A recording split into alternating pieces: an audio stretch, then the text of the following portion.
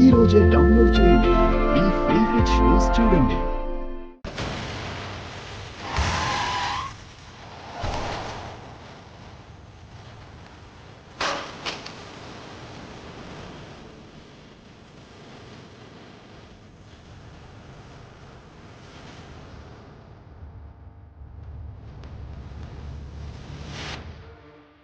చూడమ్మా గాయత్రి, నేను ఒక నిర్ణయం తీసుకున్నాను. ఏంటమ్మా? ఆ దుర్మార్గుడు మీ నాన్నని చంపడమే కాక మీ అక్క జీవితాన్ని కూడా పాడు చేశాడు.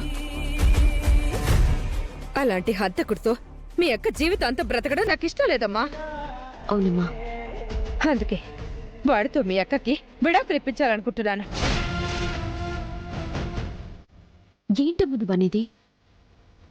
అసలు అక్క ఒప్పుకుంటుందా? ఒప్పుకోవాలమ్మా, లేకపోతే దాని జీవితం బాగుపడదు. అలాంటి మనిషితో బతికి తన జీవితాన్ని ఎందుకు పాడు చేసుకోవాలి?